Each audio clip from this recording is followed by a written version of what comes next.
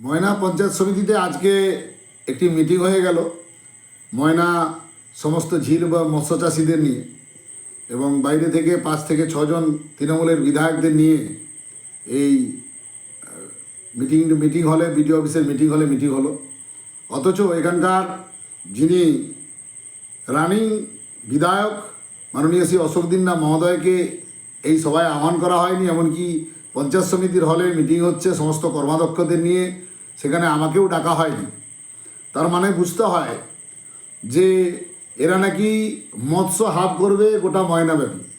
সামনে 26 সাল, এই মৎস্য চাষিদেরকে ভাঁওতাবাজি শুরু করেছে ময়না পঞ্চায়েত সমিতির সভাপতি, তথা যেখানে মৎস্য চাষিদেরকে তাদের মূল দাবি ছিল যে খালগুলো খনন করলে তাদের জল নিকাশির ব্যবস্থা ভালো হয়, তাতে ময়নার মৎস্য চাষিও যেমন উপকৃত হবে, সঙ্গে উপকৃত হবে এলাকার বিভিন্ন স্থায়ী বাসিন্দারা যারা জলমগ্ন অবস্থায় থাকে।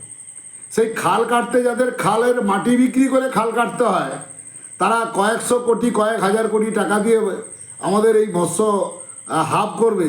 এই ভাঁওতাবাজি ভোটের প্রাককালে এটা সম্পূর্ণ যে ভাঁওতাবাজি এটা আজ প্রমাণিত। যদি মৎস্য চাষিদের প্রতি এত প্রেম থাকে, প্রত্যেক দিন কয়েক লক্ষ টাকা 3 রাস্তা মোড় থেকে বাইপাস রাস্তায় শ্রীরামপুরের ব্রিজের ওপর যে টাকা তোলা হয় মাছের গাড়িতে, সেই গাড়িতে মাছের টাকা এই পুলিশরা যখন তোলে তাদের ভাগ আসে এদের কাছে।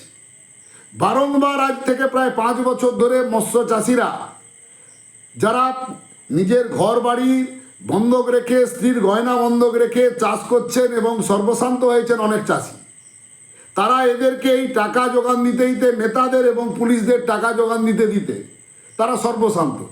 তারা মৎস্য চাষিদের প্রেমে হাবুডুবু খেয়ে মৎস্য হাব করবে, এটা সম্পূর্ণ বাজে কথা।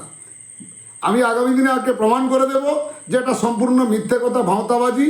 যেখানে বাইরের 6 জন বিধায়ক নিয়ে এসে জেলা সভাধিপতি উত্তম বারিক ভাঁওতাবাজি দিতে এখানে গল্প ফানতে এসছেন যে এখানে নাকি